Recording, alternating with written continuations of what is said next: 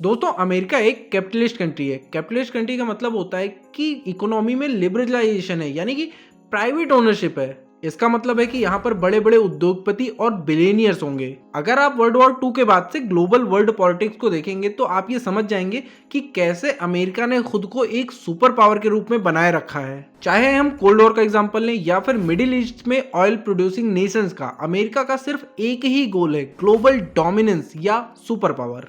अगर आप न्यूज़ और सोशल मीडिया से थोड़ा सा भी कनेक्टेड हैं तो आपको ये बात पता ही होगी कि पिछले 3-4 सालों से जो मेजर इकोनॉमिक जोन्स हैं उनमें वॉर चल रही है। चाहे मिडिल ईस्ट का एग्जांपल ले लीजिए, जो कि 70% ग्लोबल एनर्जी या फिर क्रूड ऑयल का सप्लायर है। यूक्रेन रशिया, जो कि एनर्जी सप्लायर होने के साथ साथ फूड इंपोर्ट्स में भी योगदान देता है। लेकिन अब इन सब से अमेरिका कैसे कनेक्टेड है? जैसा कि मैंने आपको पहले ही बताया कि अमेरिका एक कैपिटलिस्ट यानी कि एक पूंजीवादी सरकार है। यहाँ पर बड़े बड़े बैंक्स, टेक जाइंट्स और डिफेंसिव जाइंट्स हैं, और यही लोग जो बड़ी बड़ी कंपनीज को ओन करते हैं, ये इन पॉलिटिकल पार्टीज को फंड देते हैं या फिर इनडायरेक्टली खुद इन इलेक्शंस में एक गेम चेंजर का रोल प्ले करते हैं। एग्जांपल के तौर पर हम अभी रिसेंट हुए इलेक्शन को देख सकते हैं यूएस में, जिसमें एलन मस्क ट्रम्प को फंडिंग भी देते हैं और उनके जो इलेक्शन कैंपेन है उसमें भी उनको हेल्प करते हैं। तो यहाँ तक हम ये समझ चुके हैं कि अमेरिका के जो बिलियनियर्स हैं वो गेम चेंजर हैं या फिर गेम प्लेयर हैं अमेरिकन डेमोक्रेसी के, जो खुद को मदर ऑफ मॉडर्न डेमोक्रेसी कहते हैं। अगर हम अपने डिस्कशन को थोड़ा सा पॉलिटिकल एंगल दें तो हम ये समझ जाएंगे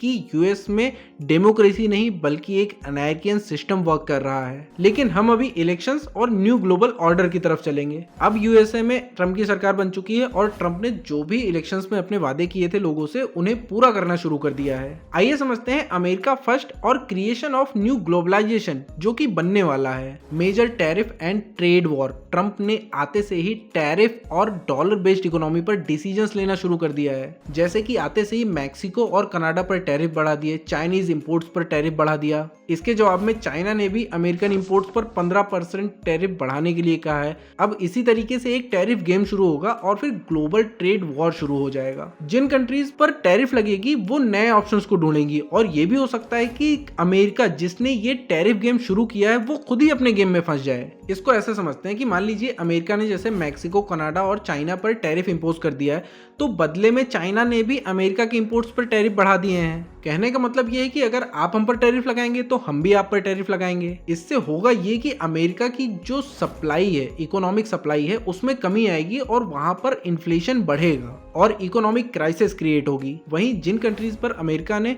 टैरिफ इंपोज किया है वो एक इमर्जिंग इकोनॉमी है, तो वो क्या करेंगी, वो दूसरे मार्केट को एक्सप्लोर करेंगी, दूसरी जगह पर जाके अपने सामानों को बेचेंगी। ऐसे में जब अमेरिकन इंपोर्ट्स पर टैरिफ बढ़ेगा तो इनकी डेवलपिंग इकोनॉमी में डिमांड कम होती चली जाएगी और कंट्रीज अल्टरनेटिव सोर्स की तरफ जाएंगी। आपको क्या लगता है कि जो ट्रम्प चाचा ने टैरिफ गेम शुरू किया है वो कहां तक जाएगा? क्या वो उनके लिए सक्सेसफुल साबित होगा, उनकी इकोनॉमी को और ग्रो करेगा, या फिर उनको ले डूबेगा, उनको ये चीज वापस लेनी पड़ेगी? आपके क्या थॉट्स हैं कमेंट बॉक्स में लिखकर हमें जरूर से बताएं और वीडियो को एक लाइक करना बिल्कुल ना भूलें। फिर मिलते हैं एक नए वीडियो में, तब तक के लिए जय हिंद, जय भारत।